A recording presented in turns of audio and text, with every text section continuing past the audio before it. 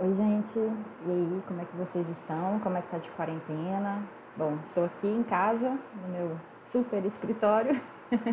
Olha lá, até o forro caiu ontem, que o gato subiu lá em cima, mas estamos aí, né? A gente vai se adaptando às mudanças, né? É assim. Na ecologia é assim, né? Como a gente vem falando. Na evolução também. Então, faz parte do processo, né? Vamos achar meios de, de superar isso. E graças a Deus estamos numa era bem tecnológica, né? Então a gente consegue ter esse tipo de comunicação. E eu gostaria agora de salientar ainda mais como que nós somos privilegiados, né, de conseguir estar tendo, dando continuidade às nossas aulas, né? Bom, eu vou ser breve, não vou dar aulas assim de uma hora e meia, tá? Gravando aulas. Meu objetivo é gravar aula de 15 minutos, mais ou menos, tá? Dependendo do conteúdo.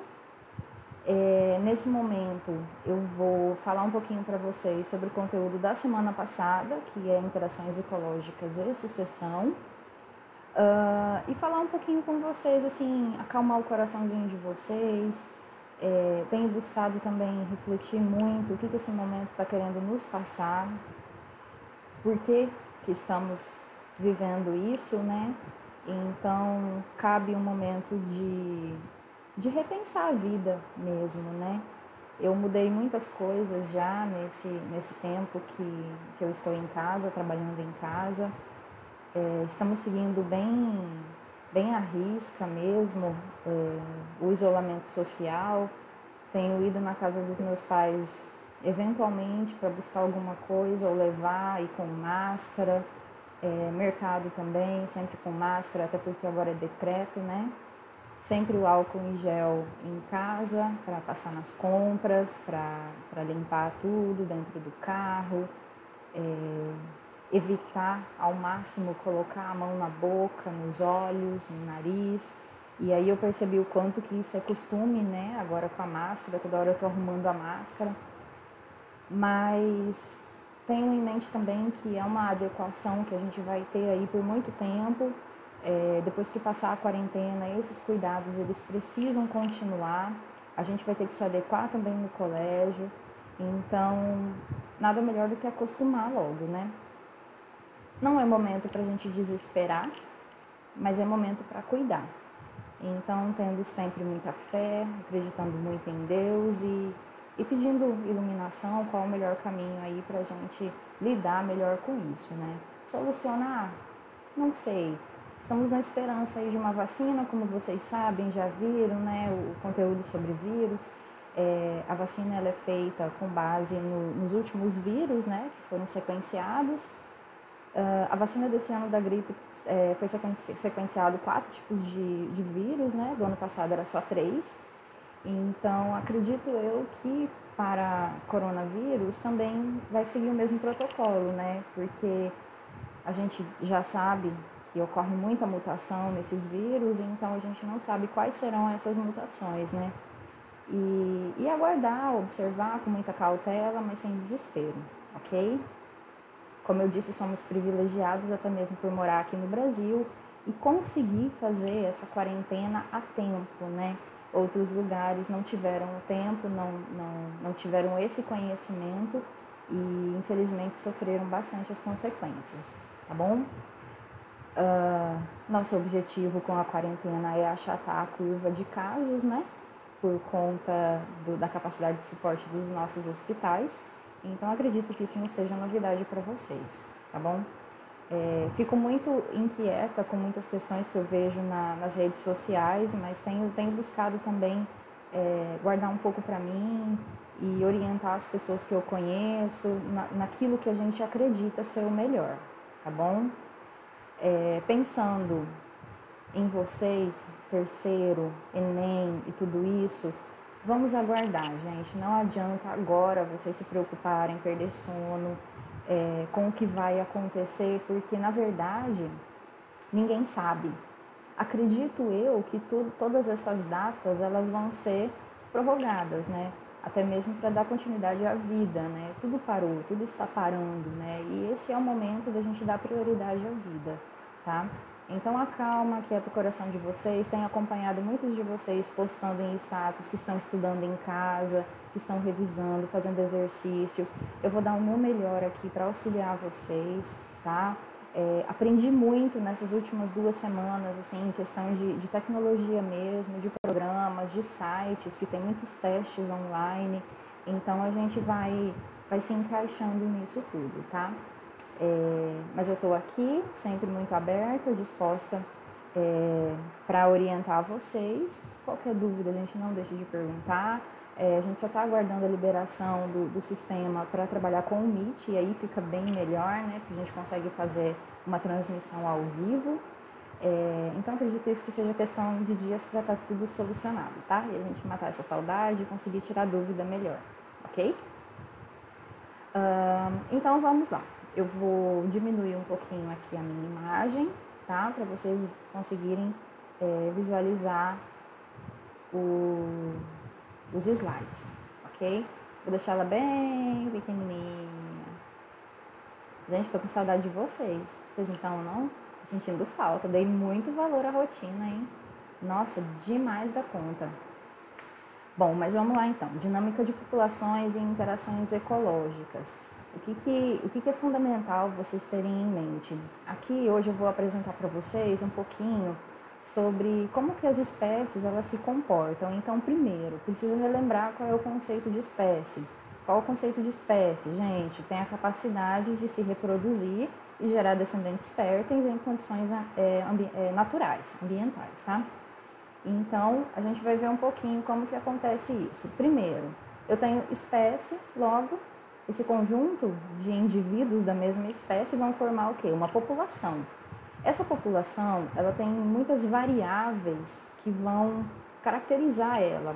Uma delas é a densidade populacional. O que seria essa densidade populacional? A gente vai ter um número de indivíduos nessa população, que é representado pelo N, tá? Dividido pela unidade de área ou volume dessa área, que é representado pelo A. Então, a densidade é matematicamente calculada através de N dividido por A. Então, eu vou ter, sei lá, um exemplo. Eu tenho 50 onças no Pantanal. Qual que é a área amostral? Qual que é a quantidade desse Pantanal? Então, a gente vai ter que estudar, claro que tem que levar em outras considerações. Se esse animal ele precisa de muita área para sobreviver ou não. Ele é um animal de grande porte, ou de médio porte, ou de pequeno porte. Então, tudo isso é levado em consideração, tá? Mas, basicamente, a densidade é isso. É o quanto de animal que tem em uma determinada área, tá? Isso a gente consegue ter muito claro, até mesmo nessa situação agora do Covid. Quando eu tenho uma cidade com uma densidade populacional muito alta, eu vou ter o quê? Eu vou ter uma facilidade desse vírus se locomover e pegar mais pessoas, ok? E quando eu tenho uma densidade baixa, eu tenho uma área bem maior e eu vou ter o quê? Um número de indivíduos mais espalhados, digamos assim. A dificuldade para esse vírus passar de indivíduo para indivíduo é um pouco maior. Então, a gente consegue ter uma noção, tá?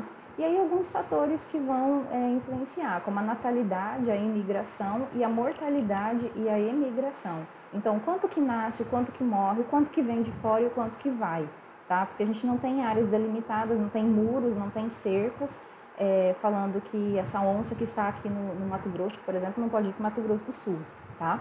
Mas a gente tem que levar em consideração isso, o quanto veio e o quanto foi.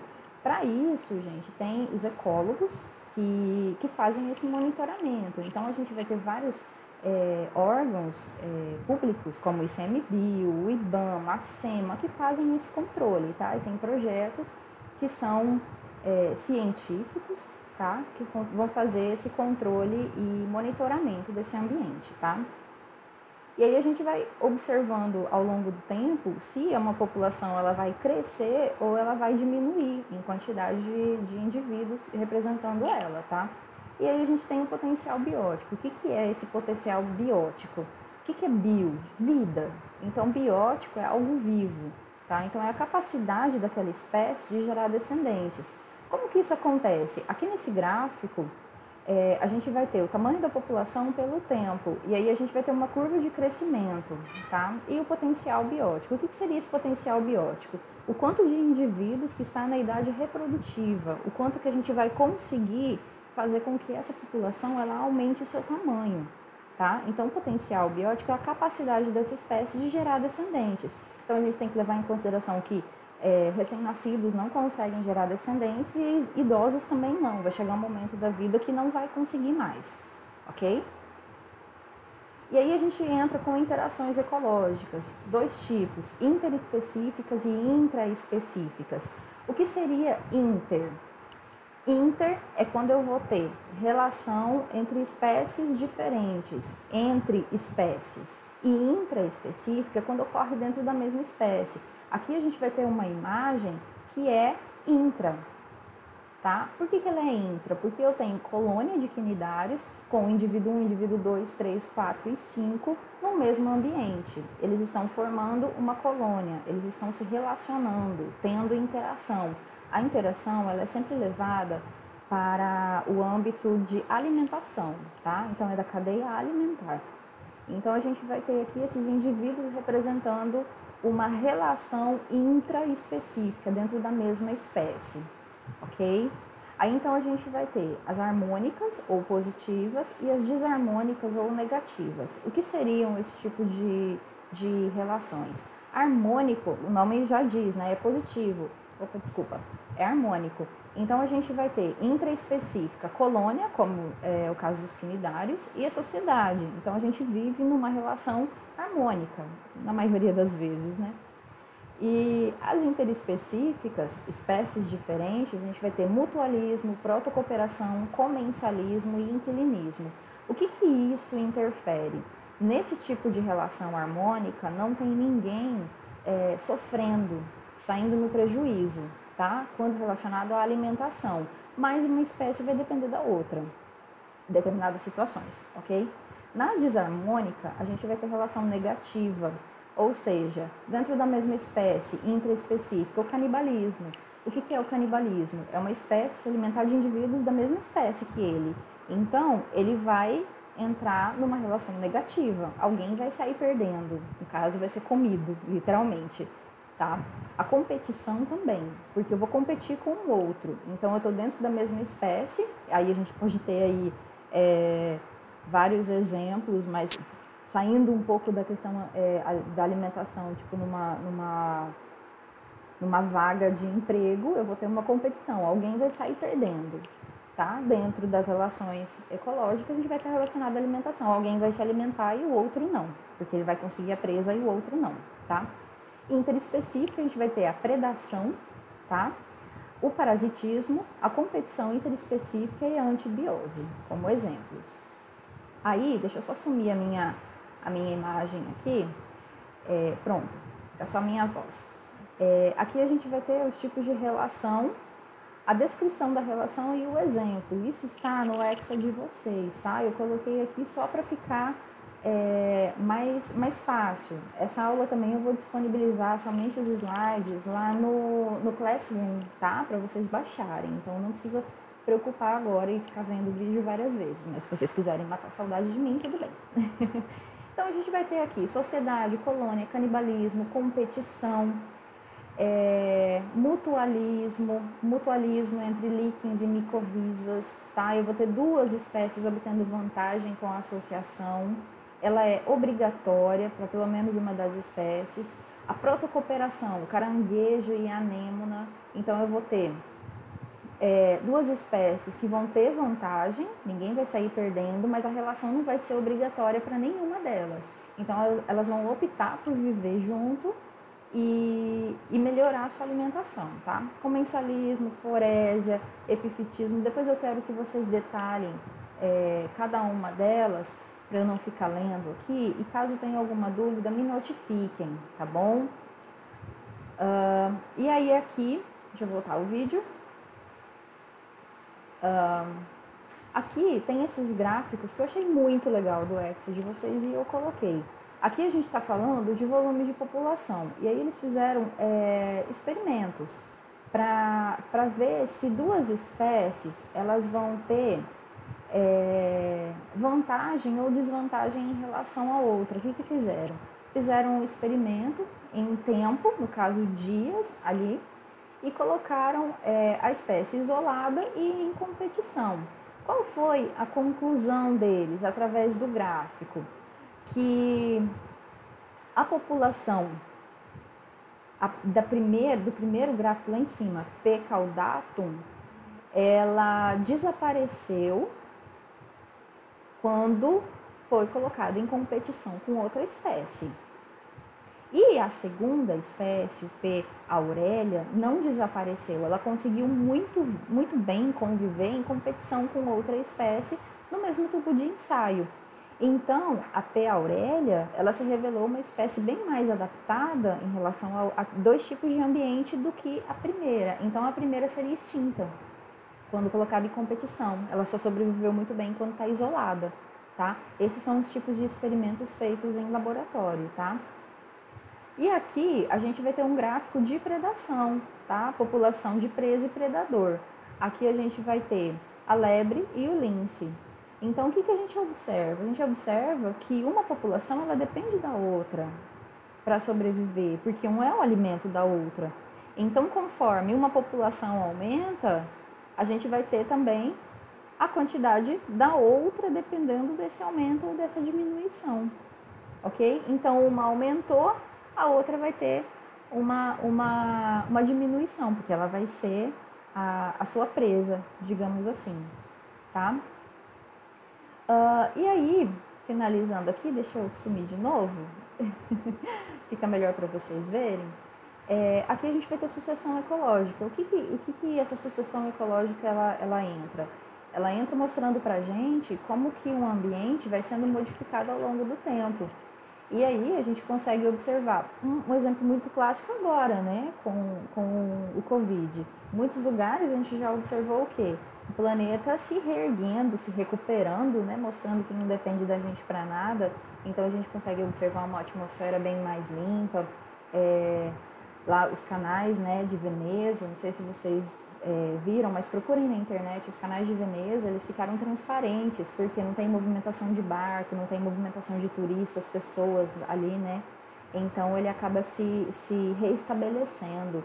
Então a sucessão é mais ou menos isso, são os estágios de como que a natureza, o ambiente, principalmente o vegetal, ele vai se colocando, se impondo, onde não tem uma agressão, digamos assim, um ambiente antropizado. Então a gente consegue observar ali o primeiro, a rocha nua, depois líquens, depois a gente começa a observar alguns pequenos vegetais aparecendo, geralmente gramíneas que vão aparecendo. Depois, que é chamado de série. Então, quando tem somente líquens, fungos, a gente vai ter o quê? A essese. Depois a gente vai ter a série, que a gente já vai ter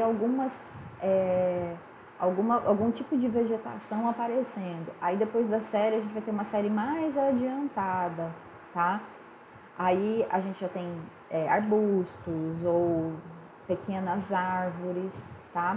E aí o clímax desse ambiente seria quando eu tenho uma mata fechada. Aí eu vou ter árvores, arbustos, a gente vai ter vários tipos de vegetação no mesmo ambiente, tá?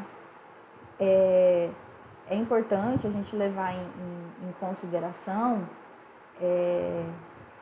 que esse ambiente, deixa eu aumentar aqui minha tela, esse ambiente, ele vai depender de vários fatores, de várias variáveis, tá? E de como que isso vai se estruturar. Então, eu dei o exemplo aqui dos canais de Veneza, mas a gente tem muitos ambientes, por exemplo, uma reserva indígena, que foi um território indígena, que foi pouco a pouco delimitado como território indígena, em torno de 100, 200 anos, aquele território, ele tende a voltar ao que ele era antes da ação antrópica, tá? Então, a gente tem esses vários processos, essas várias camadas de surgimento dessas vegetações, tá? tá bom? Gente, é isso, já deu 20 minutos. Nossa, tem que parar de falar. Vou tentar ser mais sucinta, tá? Mas se tiver bom também, aí vocês me notifiquem, tá? Me mandam um sinal, sinaliza aí. Eu vou estar sempre presente, ok? Beijo no coração de vocês, se cuidem bastante. Qualquer dúvida, mandem mensagem para mim, tá? A gente está à disposição aí para superar isso juntos, ok? Beijo, fica com Deus, tá bom?